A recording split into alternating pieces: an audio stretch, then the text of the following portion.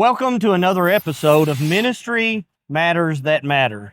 We're at the 2024 Challenge Youth Conference in Pigeon Forge, Tennessee. The main sessions are just the other side of that wall. We've got 12,000 plus people here praising God and studying His Word. It's been a fantastic weekend. I've got my friend with me today, Laws Rushing, and I think when we met, I believe you were 13. That's right. And I think I was around 21 or 22. Yeah. Something We like look that. the exact same, don't we? Oh, yes. I have not changed a bit. Yeah. Just as skinny and everything. That's right. So that was at the Future Preachers Training Camp. That's right. At the, I guess you could say, one of the original camps in the Yes. Brotherhood, maybe the original. The only other two, the two early ones, the one was started at Pennington Bend Yes. in 82. And then I think maybe Jack did one with Lads to Leaders in the late 60s. Okay. I don't know. I think it was a little bit different flavor than what Rodney Cloud and Yes. the gang did at Pennington Bend. But those two camps are kind of the first Yes. of its kind that I Yes. know of. Or I think I said 82. It's actually 72. So, but we just did the 50th anniversary just a few years ago. So it's An amazing time, and I was always impressed with you, Kirk. And I mean, I remember, devotionals and time we spent together, and so I just appreciate, what you've meant to me personally, and then, to see you now training preachers and looking back and saying, Brother would be proud, he would wouldn't be he? proud. He might be a little surprised at me too. I think he'd be a little shocked with both of them. Yeah. Because, there's a lot of preacher guys out there that went to the preacher's camp Yeah. that are in wide varieties of works in the church. I Absolutely. mean, elders, deacons, youth ministers, missionaries, professors Yes. that came through the camp. But, it's a testimony when you invest in young people, Yes. what happens if you invest in helping them and training them. And we do get pretty tight there. So Yeah. there's just a connection. There is a connection, like it. and so yeah, I'm proud to be an alumnus of the preacher training Okay, camp. so let's talk about since then. Yes. You went to Freed, and Yes. the legendary meeting you held at Oh, Finger. They yeah. still talk about on the campus at Freed. And then, of course, my family, we lived in Henderson. We only lived about a mile and a half from Yeah. the Finger Church building.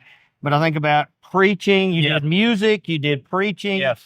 I know you were president at Riverside. You're now at Mars Hill. So you've traveled a lot of roads. Yes, it hasn't been a straight line, but God's providence has been so kind Yeah. and so good. So, there was a period of time where I played music in Nashville, Tennessee. I went to Middle Tennessee State University for mass comm and ended up being a songwriter in Nashville. So that gave me some unique experiences. And so sometimes I draw upon them. Hopefully I learned a little bit from them, but eventually kind of did some more education and started church ministry again with the historic Lindsley Avenue Church of Christ, downtown Nashville, and then transitioned to education and now at Mars Hill Bible School. All right. So before we get into the deep stuff, all right. So I remember you and I talking. You talked about running into Steve Winwood. I'm a big Winwood Oh, fan. yes, yeah. Of course, I grew up as an Eagles fan, and I never saw the Eagles in concert. Did see Joe Walsh in concert. I think you Yeah. drove for him. I did. So what's your best music encounter? Talk to me about that. There's a lot of them, so it is a bit of a challenge. But I moonlighted in my time when I was songwriting and playing music in Nashville. I was a chauffeur, Okay. and so I got to drive Joe Walsh. I got to drive. I mean, there's so many that I'll watch TV or listen to the radio. I go, oh yeah, I drove them, and so Lionel Richie. There's tons of them that come through Nashville. Yeah. And so Joe was in particular. He did not really want me. He did not want me to obey the laws that were in front of me. He just said, go. And I said, well, there's people there, Joe. I can't just drive. And so Joe Walsh was pretty unique in the sense that he really didn't care about traffic laws at all. I I had to stop him. So he's great with the guitar. He's great with the He's guitar. not a good bass No. player. All right. Yeah. All right, very good. Yeah. All right, so let's start with the ministry side. Yeah. You think about in the work in the local congregation, your experience and Yeah. and preaching. First of all, just let's start on the preaching side. Yes. Because I'm going to be honest with you. Houston is where my heart is, and ministry. Everything that I do, I see through the lens of ministry. And so I love it on heritage material where it says, what can you be and what can you do with the ministry degree? And you have all these things that are listed. And I think it's so important for people to know, to see the world through that ministry lens for leaders, whether they're administrators in school, whether they're at a nonprofit, or whether they're preaching every Sunday. There's a certain lens and a power to being a minister, a servant. And so I just appreciate that. So ministry is an important thing for me. It's a part of my identity as a All right, school talk minister. to us about preaching. 'Cause, Preaching. I mean, you started doing it really young. I know at least by 13 you were preaching. So my first sermon was on a chair at the Dresden Church of Christ at 11. Okay. And then got my first church when I was 13, Holidays Chapel Church of Christ. Those people were so patient. Yeah, a lot of there's a lot of people who suffered for us to be preachers. Yeah. So I'm very grateful for the encouragement that I've received. So preaching, delivering God's message, at this point in my life, I'm more prayerful about that than I've ever been. And of course, as you know, that the longer you're in a pulpit or the more you do it, you taste that humility in a deeper way. Yeah. And so those are things that I have grown to appreciate and learn to love about preaching. And I see leadership itself as a spiritual discipline and practice, because of what we have to do as leaders in any organization or at a church. It's really a spiritual discipline to be a leader in a place. And of course, a lot of that is servanthood and putting on the towel and washing feet. That's what Jesus did. That's what our leader did. It was the servant. So those are profound things to think about. And so I'm just more prayerful and more humble in thinking about the pulpit. I feel like Isaiah, I'm a man of unclean lips, and so I think as you grow and as you age, you feel that. Okay, Yeah. so that's helpful because I think about, when you're in high school and college and you're speaking everywhere. Yes. And, I always tell our students at Heritage, okay, remember when you walk out the back door, the brethren feel contractually obligated to tell you it was awesome, whether it was good or not. Yes. But you also were and still are legitimately an outstanding preacher. So one of the challenges when you're a teenager Yes. and you're a college student and you go out the door and folks are saying really nice things, Yes. it can blow up your head. Yes. And so it's kind of talk to me about how you fight that as you think about where you're at now. Yes. You're saying ministry, the longer I've been in ministry, the more it's humbled me. I guess Yes. that's what I'm Oh, saying. absolutely. Yes. I think that for young preachers, I think understanding the call on our lives to be there with people in the thick and the thin and those important moments, and to realize that we get to carry a special message, and it is the saving message of Christ. The power's in the Word, and relying on it. As well as I do, that there's been those sermons, and you walk out of the pulpit and you said, "What happened? I don't know what happened," but then God uses that in some way that you never expected it. And so in my ministry, I've seen God use feeble attempts, and He's done so much. And then there's been times where I thought I knocked it out of the park. And so God is able.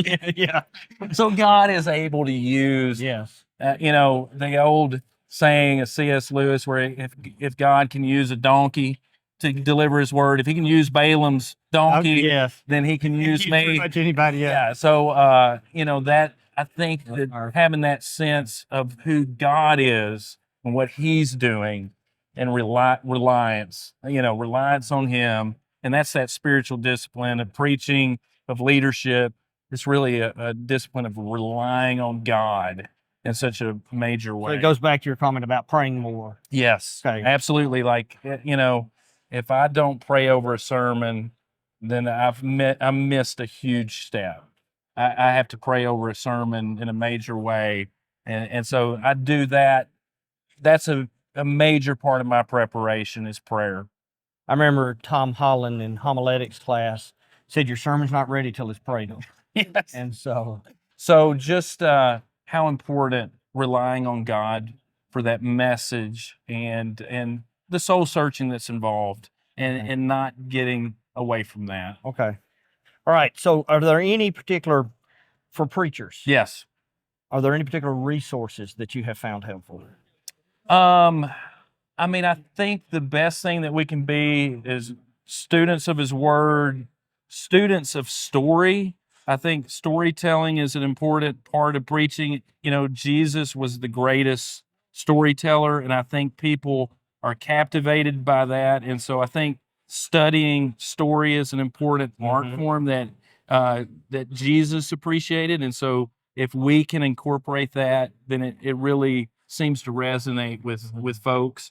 But as far as resources, I think finding mentors, finding good material with other preachers, as far as but I think ultimately, spending time in God's Word and thinking about what is the spiritual need. And a lot of times it starts in my own life. I look in the mirror, I say, what do I need? And so, but as far as, there's so many great books and great preachers, there's, so I don't know. I've got a ton of books and I beg, borrow, and steal from all of them. But, so you talked some about leadership. Okay. You did your doctoral work, I think, Yes. in leadership. Yes. And of course, you've been at Riverside Christian and now at Mars Hill. Are there any just things you've learned about leadership that could be helpful to anybody that might be listening? I think, this is 101, but, you got to start with integrity first. Integrity's everything. If you don't start with yourself, self-leadership is really the beginning of it all. And if you can't lead yourself, then you can't lead anybody else. So you got to start there. Two, I think you just have to have a really concise mission and vision for what you're doing. So, I boil it down like in K through 12 education, I've got 3 things that I just beat the drum on all the time because that's what we do and that's what we got to be great at. Okay. So for me, like for K through 12 education, it's student outcomes. What's happening to the kids? We need tangible results, whether it's tests or whether it's jobs, whether it's whatever school they're going to, we need tangible results. Teacher satisfaction and quality, and then school culture. Those 3 things are like, and so as an administrator, of course, Christ is a part of all those things as far as bringing students to Christ, but you have to have that mission and that those concise things that you're about. I think that you can always bring back, well, what am I doing here? What decisions am I making? And is it going to impact the priorities of That's what? good. Yeah. All right. So one quick thing. Yeah. You got a beautiful family. Yeah. Thank you. And I often see you and your entourage doing things together. Yes. Is there anything that you would say about, one of the challenges in preaching, ministry, and leadership is staying connected to your family? Yeah. Do Absolutely. you have anything you'd speak to on that, the whole idea of? I think you just have to make it a priority and carve out time for everything you say yes to, you say no to. For everything you say no to, you say yes to. Having those boundaries built in and saying, I need to be a Noah. I got to get them on the ark. Yeah. Yeah. Right. And so at the end of the day,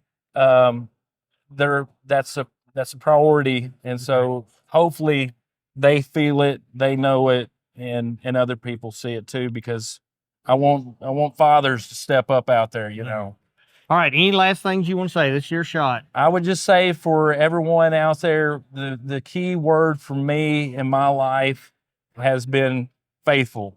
I think striving to be faithful to God's calling on your life and on a personal note for my life is just striving to be faithful. God says, "Well done, thou good and faithful servant." And so faithfulness is really the key word that I strive for in my life. And so I just encourage people, be faithful. Love you, brother. And I Love you too, appreciate you taking man. time to hang out Yes, with me. sir. Go back and hang out with that family. Yes, sir. God bless you and your work you're doing, and bless your family. Thank you for joining us for another episode of Ministry Matters That Do Matter.